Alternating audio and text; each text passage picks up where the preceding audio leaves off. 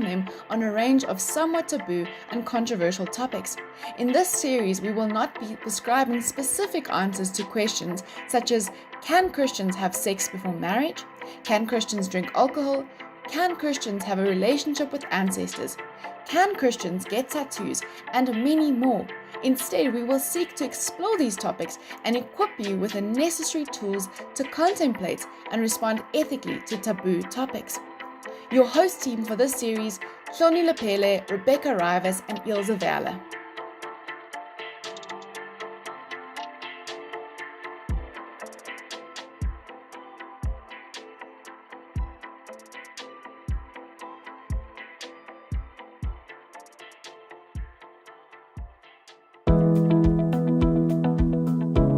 Good evening and welcome to another week of Hot Topics. We are so excited that you could join us this evening.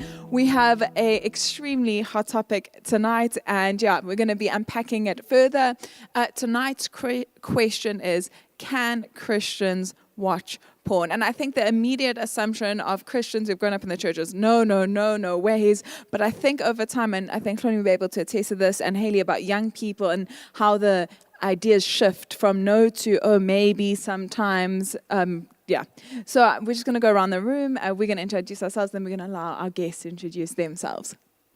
Great. Good day to everyone that's joining us. My name is Hloni Lepele, part of the Hot Topics team, but today I participate as part of the panel. Thank you. Hey everyone, my name is Ilse. Tonight we are joining with our guests as we host this conversation on can Christians participate in porn or watch porn. So it's great to have you joining us. Hi, my name is Rebecca, and just tonight hosting this talk, and so excited to be speaking about this topic. Hi everyone, my name is Mokhomotsi Dutlileng. I'm a minister in the Methodist Church in Edenvale. I'm privileged to come and share in this topic. Thank you. Hi everyone, my name's Haley Walker. I'm a master trainer in protective behavior Southern Africa and work closely in abuse prevention. So really grateful to be here tonight with a tough topic. Amazing, thank you so much. So both of you work with young people or have worked with young people. What has maybe before we go into it, what has your experience been with young people? Maybe not just specifically around porn, but relationships, love, porn, I suppose about porn as well. So just like, how do you view how relevant this specific topic is, and how much have you engaged with it? I know, Haley, it would be a lot. So maybe just giving a bit of an overview of how you've seen it expand and just grow, I suppose, with the millennials and probably Generation Zs, but Well, with regard to the topic, in my experience, look, young people are very much exploring in their nature. They would want to explore, ask questions, and push the boundaries and test things.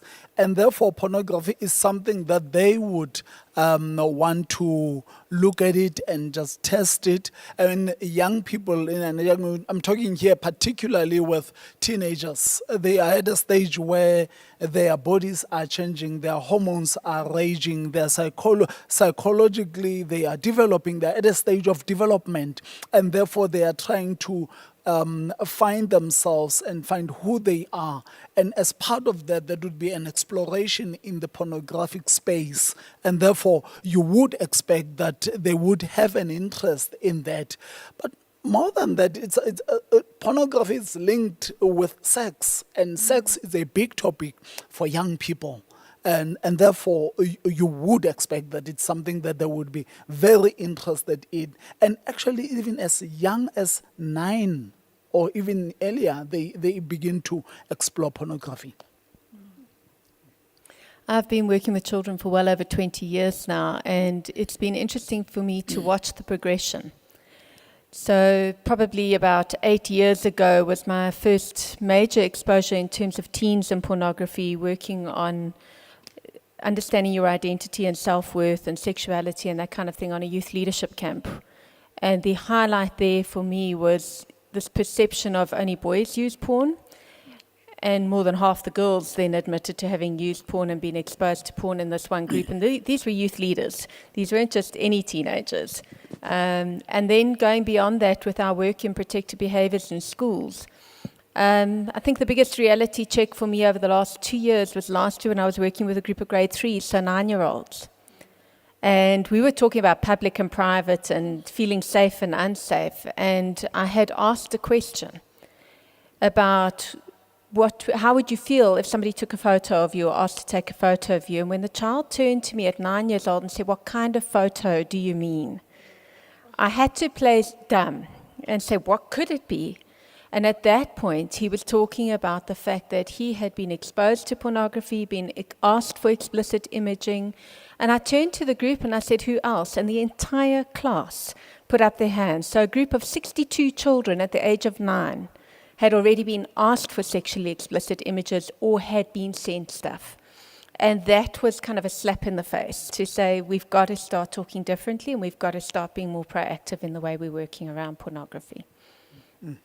I feel so naive that I'm shocked at everything that you both have said, because in my own mind it's been like, oh, surely at 16 when girls' and boys' hormones are raging, maybe that's when you start exploring, porn and what it could be. But it just proves that our naivety as a society.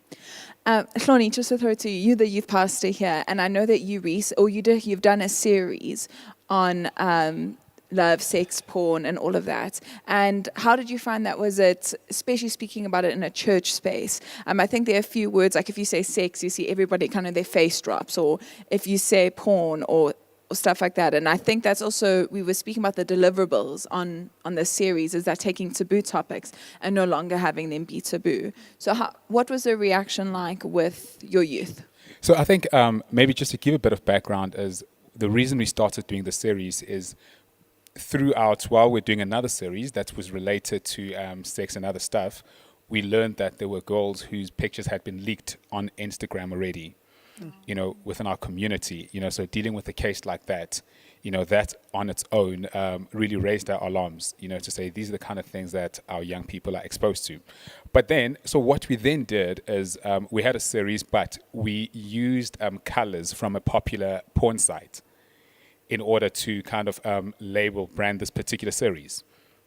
And in doing that, what then happened is we just put it up there, kids came in, and when they saw it, some of them reacted, some of them just played dumb.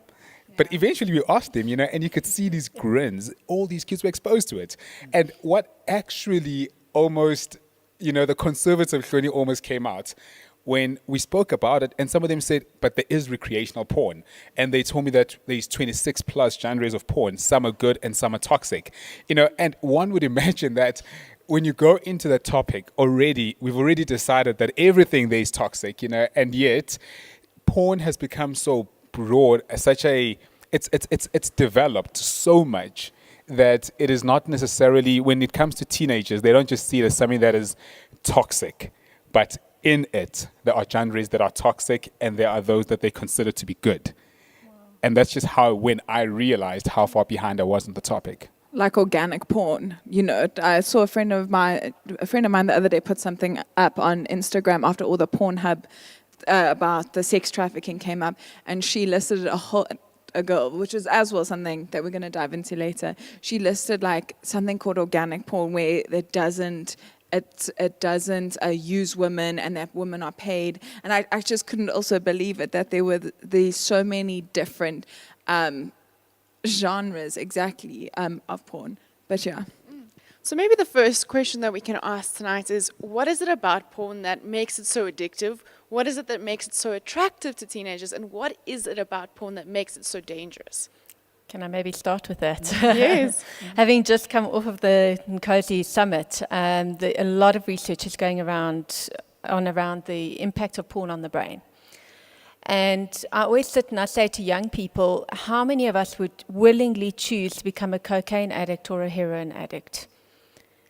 Because porn has exactly the same impact on the brain. The difference is the first hit of porn is enough to turn us into an addict. Particularly with our young people, because of the way the brain is developing and the impulse centers of the brain not fully developed. So porn is created in such a way to create the same dopamine high as most drugs create. And so if you look at a user of porn in terms of brain scans and things, the brain lights up in exactly the same way as heroin and cocaine. And when we start to understand that, we start to recognize how dangerous it really is. Because immediately that dopamine feels good. And young people are naturally looking for that high. And so they respond to it, they don't understand what they're responding to, and they start looking for more. But it works in the same way as any other addiction. When we're working with drugs, it's more and more of the same drug or something stronger. Pornography is more and more pornography, but more and more types of pornography. And so the whole thing of organic porn and all of that, it's kind of the gateway, because the addiction kicks in quite early. And so you will need different genres and different types of things in terms of getting that same dopamine high out of pornography. And when we start to understand that, we realize how dangerous pornography actually is in terms of addiction. The other problem is, if we look at drugs, you go to a street seller and you've got to buy drugs. So you've got to physically have the money or something to sell, to go somewhere where it is dangerous and kind of connect with a person to get those drugs, whereas pornography is right in our homes. It's right on our devices, and it doesn't have to cost any money. And so the risk is even higher, because it can be done without anybody knowing about it. And that's what we're seeing with our young people, is it's coming into them. And many of our little ones who are getting caught in the addiction of porn, and I've worked with grade 7s and grade 6s who are addicted to porn, who are accessing porn 3, 4, 5 times a day because they feel the need to function. The thing is that the first exposure was often accidental, but the way their brain responded hooked them immediately. That's incredible. Thank you, Hayley. Mohammed, maybe the same question for you, if you've got something to add on that. Otherwise, maybe as well on the damage that porn does to individuals and relationships and also society and the effects it has on society. I think that there would be very few people that would honestly argue against the negative impact of a toxic pornography. I've just learned a new term now, talking about ignorance. But there would be, no one would really argue honestly and persuasively against the negative impact of it on the mind, on your sexual relations at the later stage, how it cuts your creativity and just desensitizes you, and all the sorts of things. I mean, there's good work of research that has been done in that space. But maybe when discussing this, it would be of value that we go a few steps back and ask the question, how did we get here? Because unless we understand how did we get here, we will not be able to take ourselves out of the situation, all right? And I think we need to take responsibility as society in terms of how we expose our children to material on TV that is exposing them to pornography. How easily accessible we have made as a society that kind of material available on the internet, on their phone. Like Hayley is saying, you really don't have to make an effort to get, you really don't have to. And therefore, we need to get down to the issue of the kind of parents we have become, the kind of education that is going on in our private homes, in our schools, in our churches, in society in general, the kind of influences we expose our children to. I honestly don't blame children here. I blame the parents' generation. And I'm sure their generation would blame the parents' generation, and so it goes. Yeah. But it goes even deeper. I mean, we've got to then look at our views about sex and the human body. And this thing touches on, I'm speaking here from a perspective of a minister, a spiritualist, and a pragmatic really here. Let 3 areas that I want to show you, and we don't have time to really go into them. But the first one would be to trace it back from the biblical perspective, trace it back into the African cultural societies, look at the animal kingdom, and lastly, look at the behavior of a human being whilst they are still a child. Something has gone wrong in these 4 areas. We need to go as far back as all that because we have sexualized a naked body as a society. And we are reaping the fruits of our stupidity and pervertness. Maybe let me stop there. Sure, I'm astounded at everything that you both have said. It's a learning experience completely. I think certainly for Ilse and I, well, for myself, let me just speak for myself here. And I love how you're saying that we need to go back, back to the generations, to our parents' parents, and our parents' parents. And it's so easy to almost throw the blame off. And I think, Cloney, this is... it wasn't you, it was a different youth pastor that I knew, but basically a parent had caught their child, their girl child, watching porn, and I think the reaction was completely overwhelming because it was a girl, first of all, and secondly, because it was porn. And they said to the youth pastor, "What are you going to do about it?" As if it was the youth pastor's responsibility to now ensure that this child doesn't watch porn. You have 1 hour a week with your kids on a Sunday. How do you handle how do you handle knowing probably that a few of your youths would be watching porn? And how do we create this to not be a taboo topic? How do I leave this place, and how do I inform people that they stop being naive, they stop being ignorant, and instead of shaming people around watching porn or had watched it or been exposed to it, how do we begin a conversation where it's, "Mom, Dad, I've seen this thing. It did something to my body. How do I do this?" Without parents freaking out, being like, "Oh, yeah, I've said enough." Cloney. Sure. Look, I think the first thing, Mkhumudzi touched on something very important, and that is our unwillingness as the church to speak about sex.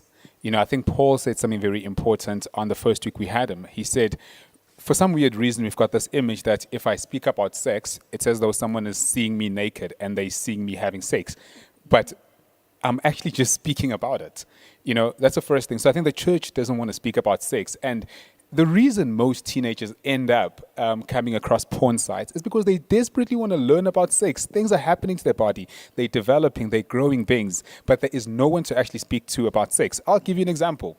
My old man, we laugh about it now. How my dad taught me about sex is he came back one day, I was 18.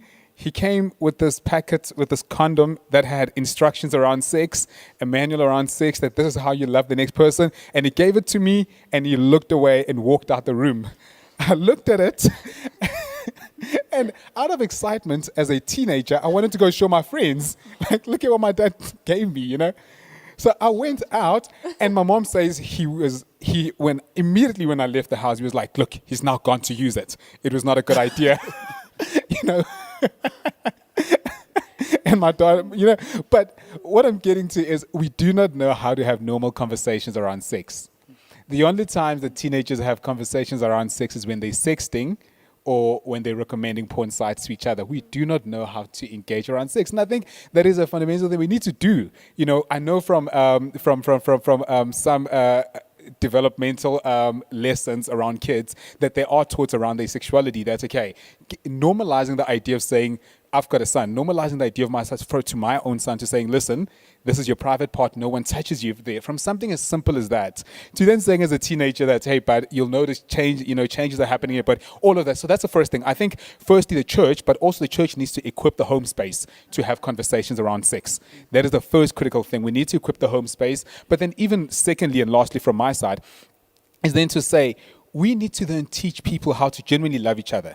I always say and I'm always biased to the guys because I'm a guy, and I always say to the guys, look, gents, the tragedy of porn is that it equips you from the ability to engage, or rather to have normal relationship with women.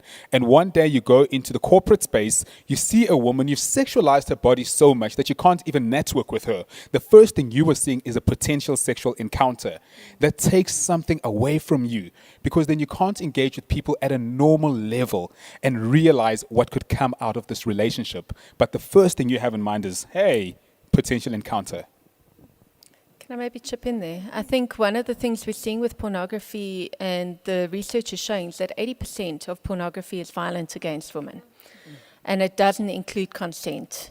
And it doesn't include discussions around what is wanted by both parties. And so our young people are using pornography as an education. However, it's a really unhealthy education, because it isn't giving us a loving sexual relationship. What it's showing is abuse and aggression and non-consensual acts. And what we're hearing from young people over and over again, teenagers, where girls are expecting to allow that kind of thing to happen to their bodies because that's what people do. On the other side, guys who are perpetrating violence against women because that's the education they've had. So if we don't, as the church, start talking about loving relationships, healthy sexual relationships, where does that narrative change? How many of the adults in our homes, if we look at the state of family, how many of our adults in our churches actually know enough about that information to educate the kids? We need to really find constructive ways of working with both the parents and the young people to have those conversations.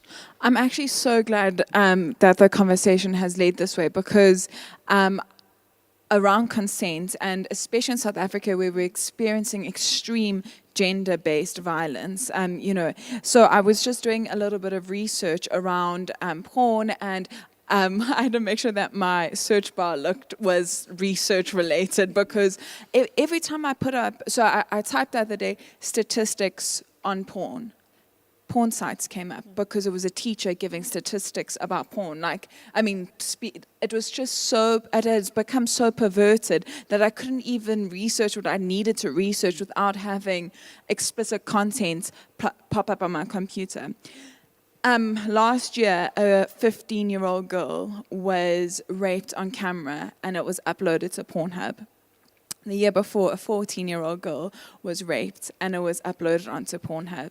And just over here, it took months for Pornhub to take it down. So it wasn't like it was reported to the police and it was taken down. It took months because they were finding loopholes in which this video could remain on the website.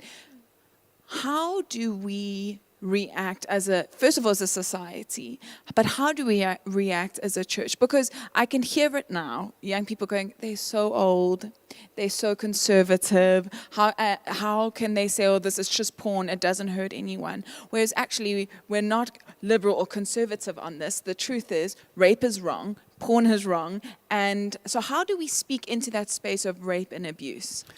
I think our response as the church should be going back to teaching the true gospel of understanding our bodies and sex. Yeah.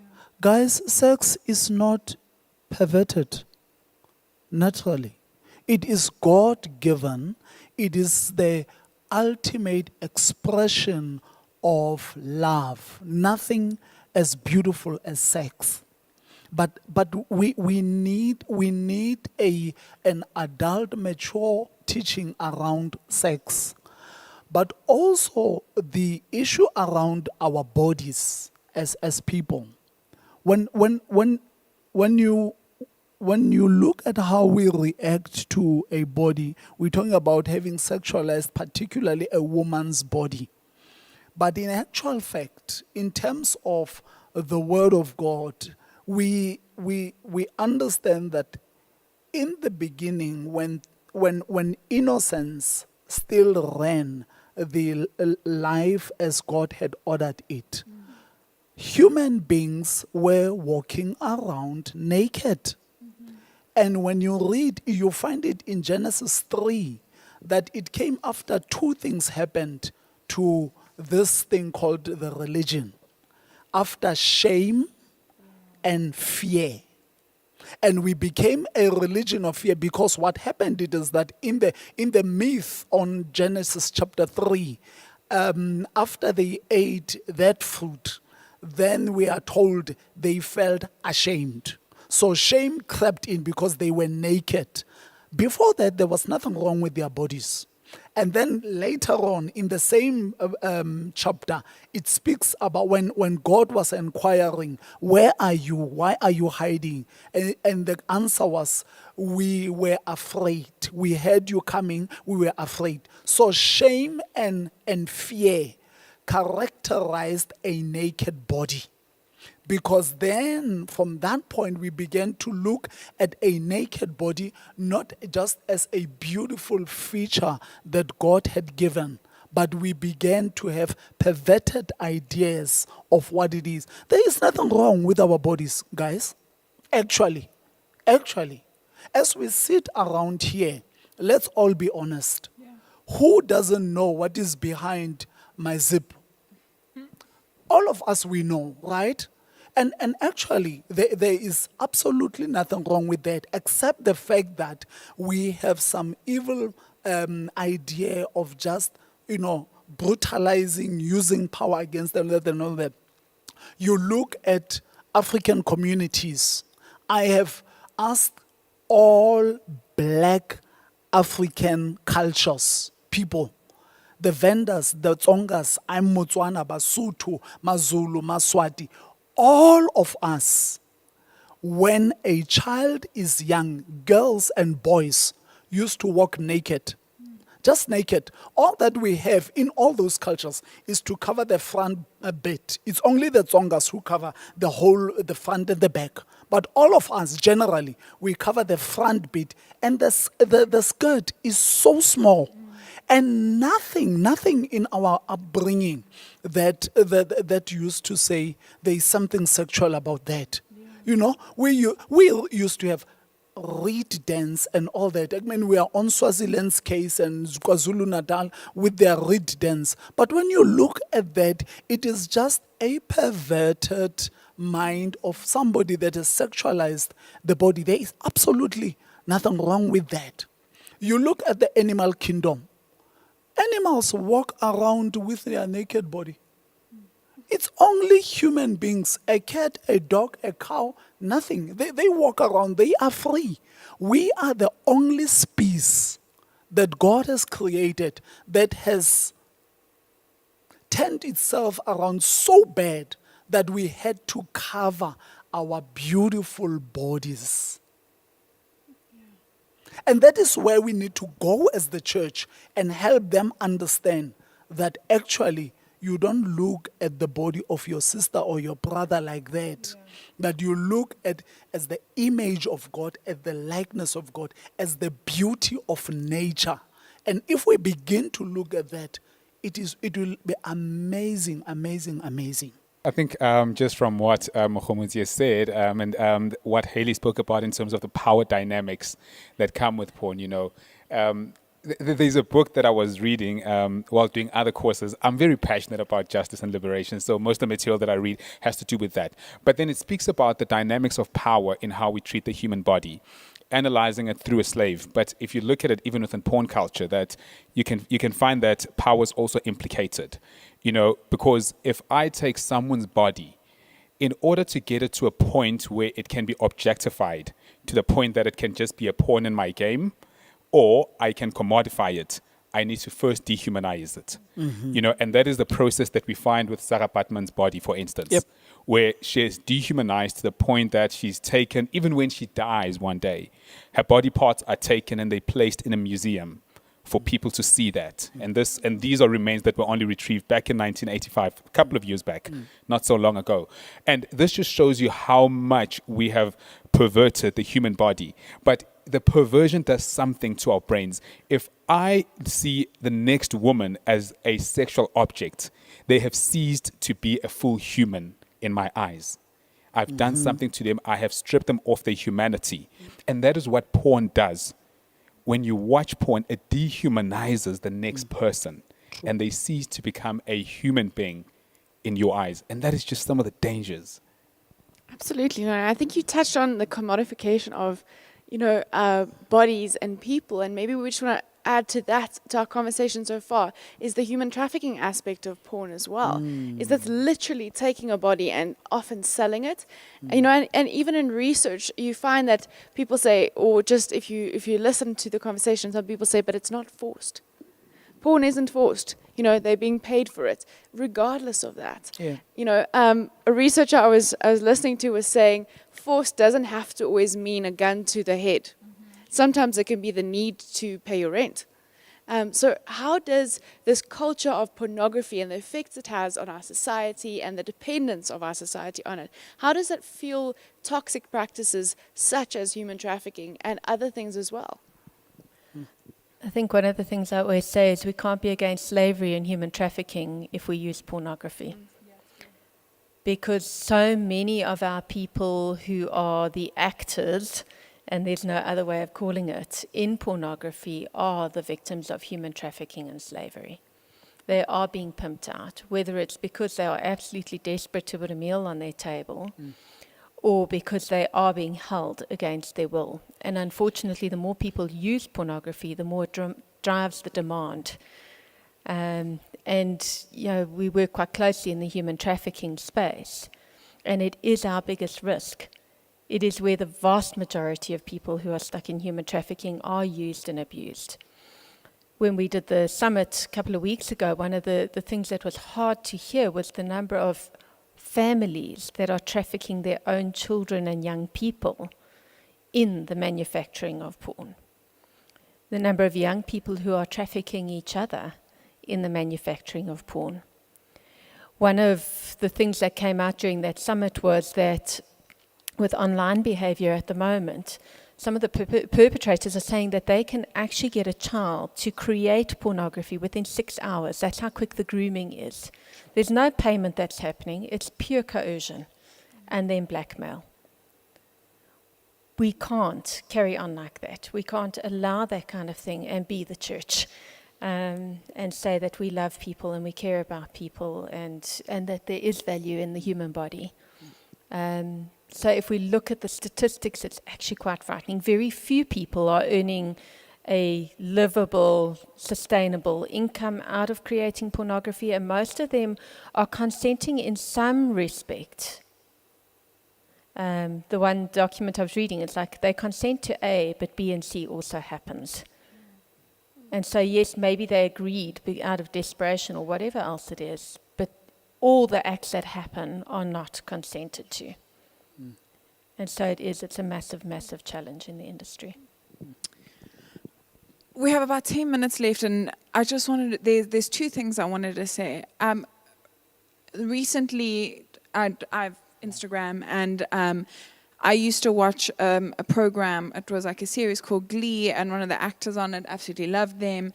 And then a few years ago, he was arrested. Glee's like a teenagers program, so it's quite young.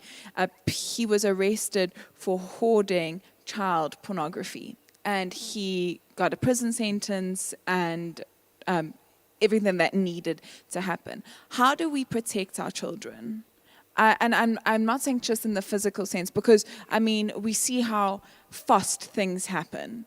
But how do we protect our children? How do we as a church actually make a stance and make a stand against this? And I suppose it's against gender-based violence, and it's against, and let me not be sexist here, it's against men viewing women in the light that Ronnie was speaking about, but it's also women viewing men in an over hyper-sexualized way.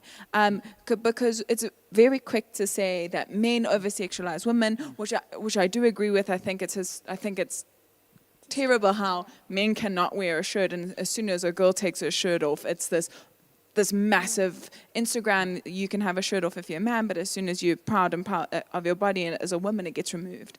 But that's a different topic for a different day.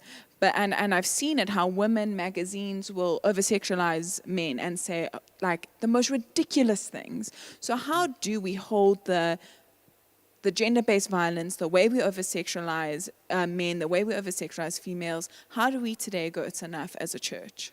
Can I start by challenging your definition in terms of child pornography? There is no such thing as child pornography. There's child sexual abuse material. No child can consent to sexual activity. And so there's a big drive legally to change it to CSAM or child sexual abuse material. So if we're going to talk about these kinds of things as the church, it's fitting within the legislations and things that are already in place, that children can't consent to sexual activity because of where their brain is, where their development is. They're not ready to have those kinds of relationships. But then beyond that, what are we as the church advocating for? Are we activists? Are we proactively taking action, and not from a naive, conservative, abstinence almost perspective? Let's get down to the real issues, the human rights issues, the violations against people. Because isn't that what we're called to as Christians? To stand up for the weakest and the youngest and the lowest in our communities. And so for me, as somebody who is an advocate and activist against abuse in all its forms, I cannot stand by and hear or watch or see or be part of anything that allows that kind of activity to happen. And for me, that's part of what God's called me to be, is somebody who stands against what happens to the lowest, the weakest, the most vulnerable in our society. And sometimes that's uncomfortable. It doesn't make us popular. But I do think part of that is then how we teach around sexuality. And what we're doing now is not working. It's not good enough, and it's not working. For me, it lies in 3 areas. The first area is parenting. I cannot change a community, even less a nation or the world, but I can influence my 3 boys. Wow.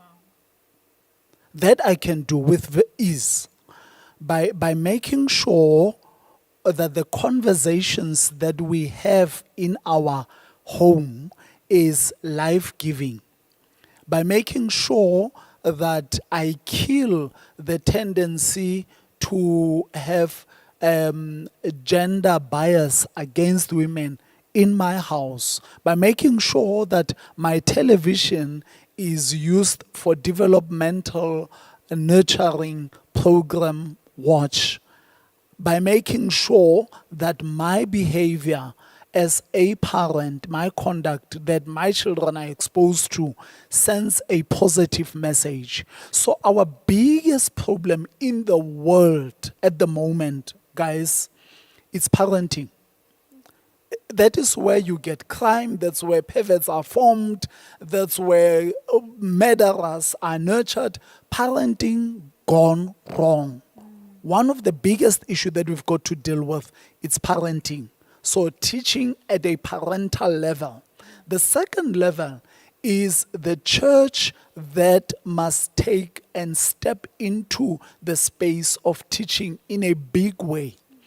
Discipling people, teaching people to be able to understand, to want to reach their higher selves. And develop in that way, in the spirituality. And you cannot do that by shouting from the pulpit every Sunday. It needs deep, authentic, slow, intentional teaching. So in the next decade, that is rising. If we are going to make progress on this, churches must really be teaching centers where youth pastors and ministers and those that are in the children's space will go down into the space of teaching. And the relationship between the teacher, the pastor, and the parents the gap needs to be closed. Because what Thoni and Haley are teaching in Sunday school or wherever, I need to reinforce in my living room. And that is where this thing needs to be. Thirdly and lastly, really we need to help our children to know that there is a higher purpose that God has created them for, and to run towards actualizing and realizing that purpose. Because when you have evolved in a way that, to the height that which God wants us to evolve to, the issue of sex and sexuality, the bodily pleasures, almost disappear. The edges disappear. The thing that we are having this topic here today tells you how primitive our society is. Yeah. We think we are advanced, we think we are sophisticated. Guys, we are primitive, very primitive. Sometimes I think we beat animals at it, you know. And we need to evolve. So our next project or program actually, as the church and the home front needs to building the evolution process of the human psyche, the human soul, the human mind to a higher level. Technology is coming. What we have here is basically picnic stuff. Wait until we are in full-blown fourth industrial revolution where we will be making these things. Then you will realize that we are in big trouble. So it becomes a crisis when you have technology evolving faster than the creators of the very same technology, which is human beings. So we need to evolve, we need to teach, we need to parent. Then we nip this thing in the bud. And I think just from my side, in parting, is just one, when we find our place in the margins, when Jesus goes to the margins of the Temple of Jerusalem, he does not only just comfort those who are oppressed, who are rejected, who are excluded from worship, but he also turns the tables upside down of those who are the oppressors, those who are creating the injustice in that space. And as the church, one, definitely, we need to find our place in the margins, be there for those who are victims of human trafficking, be there for the prostitute, be there for the porn star. We need to be there for them, not demonize them, not demonize the person. Be there for them, but at the same time, we must not forget to speak out against those who are perpetrators of this injustice. And this means standing up to big mobs, standing up to people with real power in this country. And for me, that's the only way we're going to get this right. Absolutely. And I think just as we start to wrap up this conversation, just to highlight that even though I think all of us were on one page here to say that pornography is not something that is for us as Christians. But that being said, we cannot ignore those that have taken part in pornography, those that have watched it. We are infinitely valuable to God, still as fallen creations. I mean, we often see rescue attempts throughout our Bible, how God reaches into the worst societies, reaches people at their worst and still says, you are a value to me. And I think that's maybe something for us to take away, just as Rebecca wraps up for us for tonight. Thank you so much. I'm so glad that both of you actually brought that in, because I think it is very easy to demonize what we see on TV, or when watching porn. And I guess what our naive understanding is of porn, it's so easy to demonize the woman or to demonize the man and say it's them, but actually it's a massive puppet show. And like you said earlier, so many women are involved completely unconsensual, and I think to pray for them is also just not enough. What you've said, Haley, and I think what both of you guys have said, has just been we have to be activists. We have to actively. Mohammed, I just love what you say about parenting as well. Is that it's not just the church's problem, It's all of our problems, parents, siblings, everyone. So just thank you so much for being a part of this conversation. Thank you It's a pleasure. for clearing up your time. Pleasure. And we just, honestly, I was just so blessed and privileged to be able to have had this time with you. So join us next week, Tuesday. We'll be having our hot topics discussion. This happens on Tuesdays, where we'll be taking this specific topic. We'll be going a little bit deeper on Zoom.